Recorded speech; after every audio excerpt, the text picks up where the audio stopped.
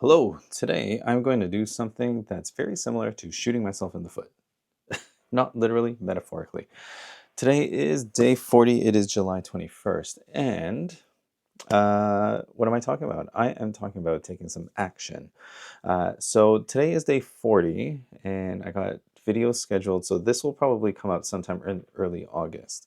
And why I'm saying that I'm going to be shooting myself in the foot, or at least pointing a uh, weapons analogies are a little bit like, bah. So let's just say I'm going to put something out there and make a promise that I will have to deliver on in about 3 weeks or so, which is I'm going to start to take some action, which is to begin to offer some human design readings, recorded human design readings. Uh, the intention here is really to be able to share with you and help guide you through the process of beginning to understand what the human design chart and what the human design system can teach you about yourself. This is the first part of the clarity part of the Heisen transformation, and I think it's really important to understand the starting point, to have a good sense of self. Sense of self, I think, is something that is a little bit difficult to understand. If I think about like where my identity comes from, it makes me actually think of logical levels, which is something that I teach very often to my students and pharmacists and other people. Basically, like to share it out because it's a really great model, a hierarchy of understanding what what are the different factors that play into your personal development and your personality and your personal change kind of things. So if you look up logical levels, I can link to it down below. I keep saying this, but by the time I go ahead and upload it, I very likely will not have. But being the resourceful person that you are, just Google logical levels and you'll see a nice little triangle. And that triangle will show you a hierarchy of different things that affect individual change. So it's a hierarchy, so the things at the top affect the things at the bottom more, and the things at the bottom, when you change them, they might affect things upstream, but not to the same degree. I'm going to describe this to you now. So at the top of the triangle is mission. The mission is the thing that really drives you. It speaks to your purpose in life. And sometimes it's a explicit mission or a unspoken mission. But whatever it is, we all have that kind of driver, whether we know about it or not. And that's something that moves us forward. That's something that affects everything else down below. The next level down is identity. That's who you believe that you are. It's the story that you tell yourself, the things that you are capable of, and the limits that you put on yourself.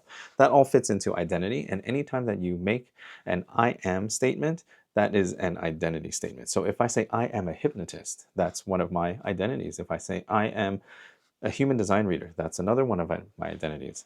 I'm a pharmacist, I'm a father, I'm a husband, I'm a friend. And in this case, I am the founder of the Heisen transformation.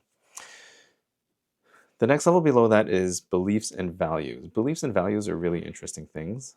Values are things that we hold tight to our core, and these are things that also move us forward. So similar to mission, but in the sense, values are the things that we give value to, the things that kind of reward us or give us that sense of accomplishment at the end of the day.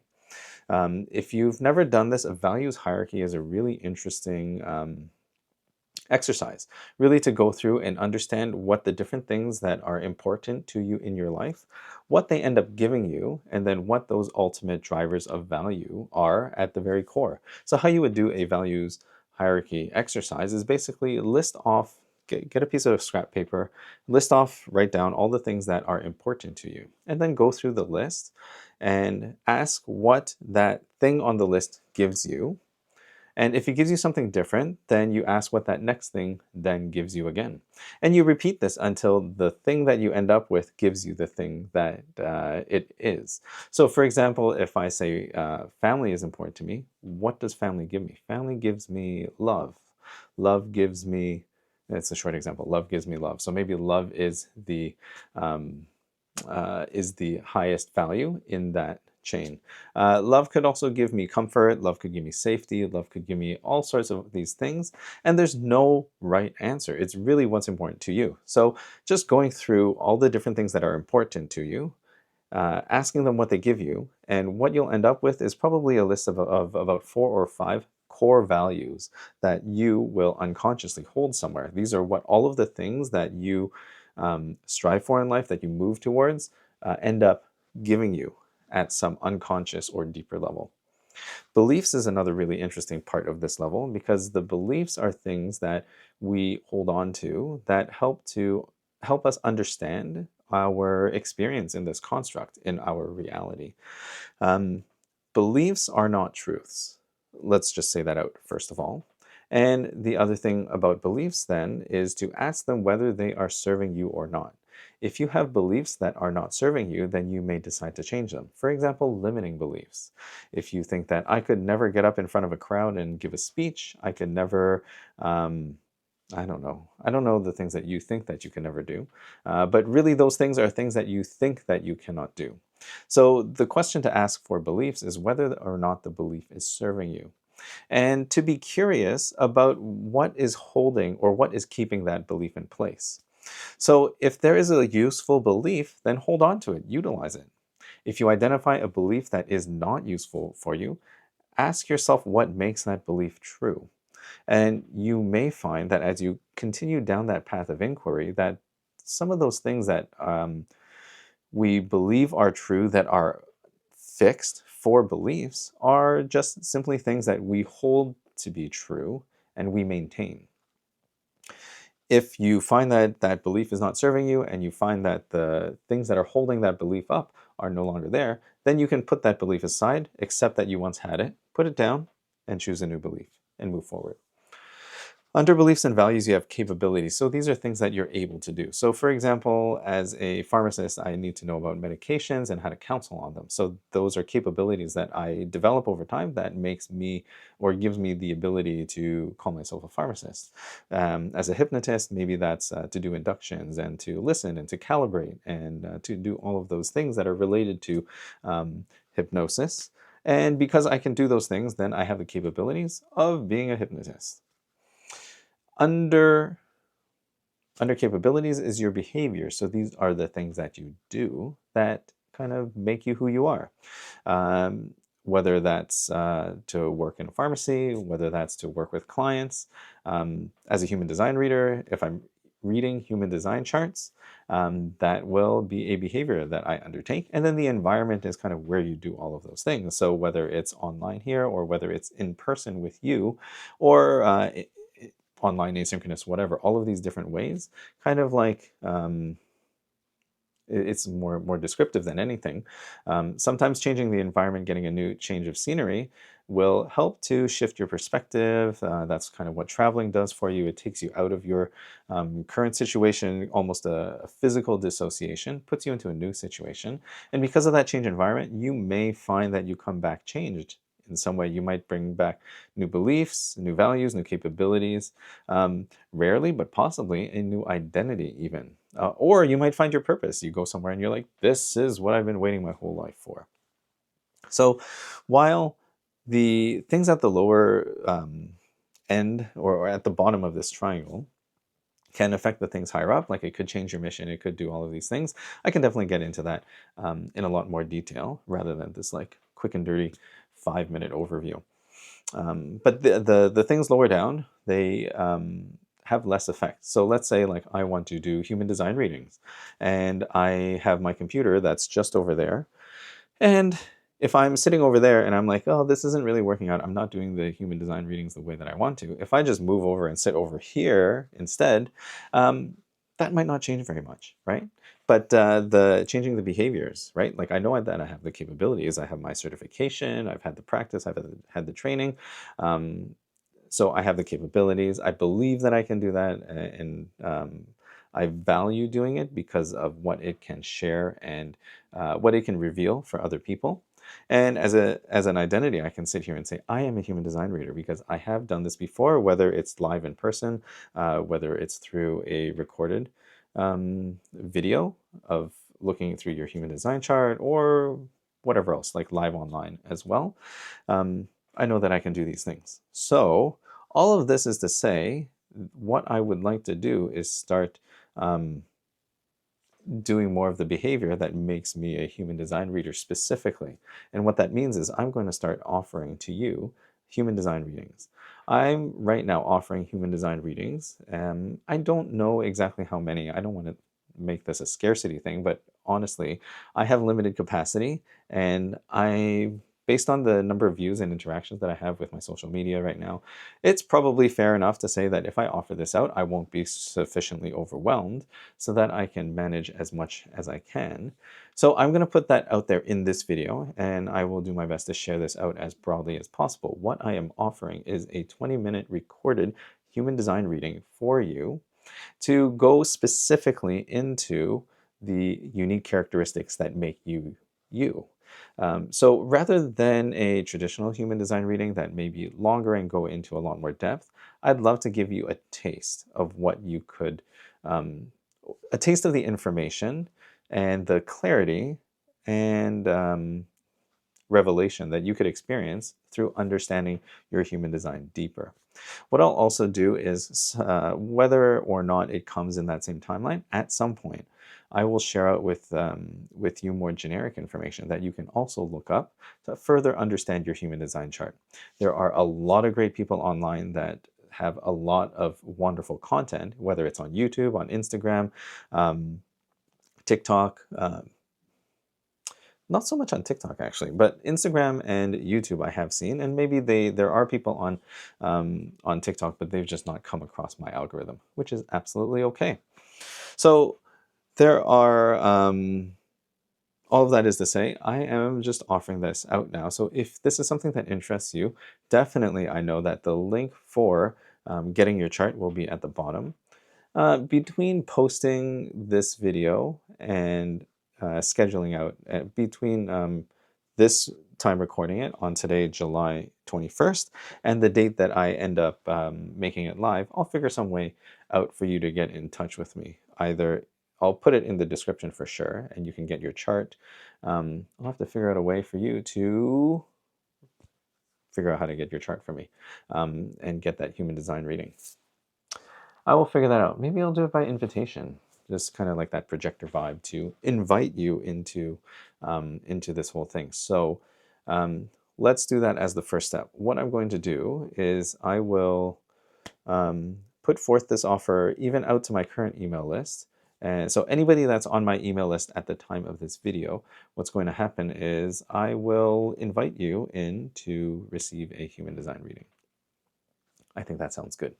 So all you have to do is go into the description below and find the place to get your chart at my website. I believe it's heizen.ca/getchart. Put in your information, get your chart, drop your email, and we'll figure out the rest. I will invite you into a human design reading for this thing that I've just described, for you to begin to see yourself as clearly as possible through your human design. So I will invite you in through that way. If anything changes, I will come and apologize for my changing of how this is happening. And I look forward to getting in touch with you. So this is something that I want to share, and I want to put this out there and start doing these readings for people that are interested, because I know the power that this holds. And I think this is something I've been thinking a lot about recently in the last number of years, but even more right now, is the idea that learning something like cognitively, consciously, is just one step on the path to getting ready to actually utilize it and to do it and to embody and feel like you're ready to do something. I see this pattern a lot in a lot of things. So anytime that you go and do training, you learn how to do something. Let's say I went through school to become a pharmacist, I got my degree, and then I passed the exam. So then now I can be a pharmacist. I go into the environment where I can practice being a pharmacist, and I engage in the behaviors, utilize the capabilities, and the beliefs and values that I hold will kind of define the type of pharmacist that I appear as to my patients and to the people that, to colleagues and other professions, for example. Sometimes there is that bit of apprehension between like learning to do the thing and then actually doing the thing. In many cases with like like university and degrees and professions and stuff like that, you're forced into that space to actually do the thing. I see this barrier sometimes with people who become hypnotists. They get certified in hypnosis and they have the title of hypnotist, or whatever other titles, clinical hypnotist or whatnot. And then the problem is you're kind of a freelancer. You're not going in to be hired as a hypnotist per se. There's not that many roles, although I have seen a couple clinics around this city, Toronto. So you're not like being put into that space of like, hey, like I'm just going to do this thing. And to make things a little bit more challenging, not everybody knows what they're looking for. So then people aren't necessarily looking specifically for the service.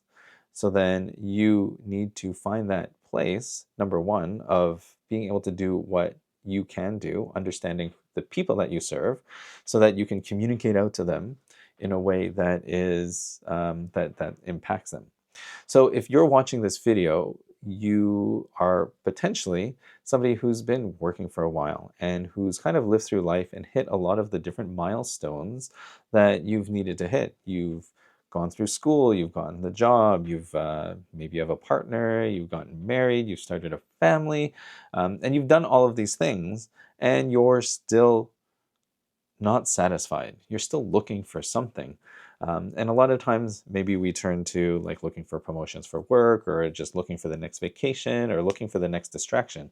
And whatever that is, it's kind of like, oh, like I need this thing. Or even if maybe it's material goods, you're like, I need to earn enough money so that I can buy this thing, and that will signal to me that I am ready, I am capable, I am X, Y, or Z. Looking for external validation of your internal state. That's not uncommon, that definitely happens. So the human design reading process will be to clarify specifically who you are in all of that, because I think we are given stories, we are told who we are, how we need to be so that we can survive and thrive in the system and context that we're brought up in. But it's not always that easy, because the conventional wisdom and the conventional recommendations and stuff like that don't always fit for every single individual person. There's like 8 billion people on the planet. Does it make sense that there's only one way to do things, or even a narrow band of ways of doing things? In some ways it kind of makes sense, because you have like standard deviations, and you have like that that one hump curve. You have the Pareto principle, where like there's like the 80-20 principle, and most people fall in within some certain band, and there are characteristics, and even within all of that there's uniqueness. Every single person is still different. So you got 8 billion people and you want to do things one specific way, maybe do things your way. Figure out what that looks like.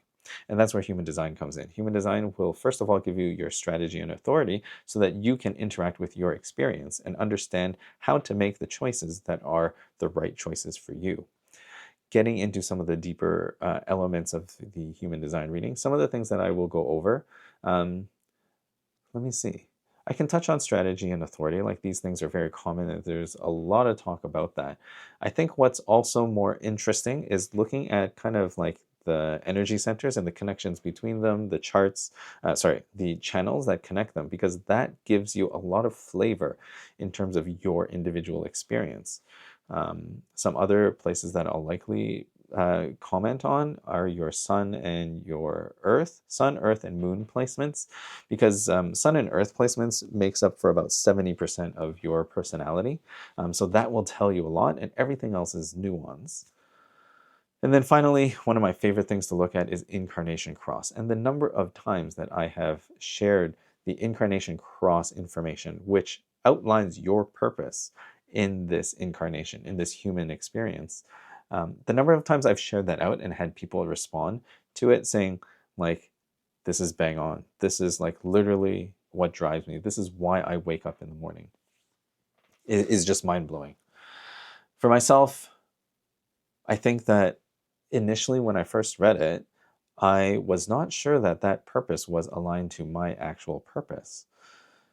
But when I took a step back and I took a step away from the stories that were given to me, the ways that I thought that I had to be, I began to realize that purpose, the purpose to actually teach and teach again, maybe I can read it out to you, because sharing is caring.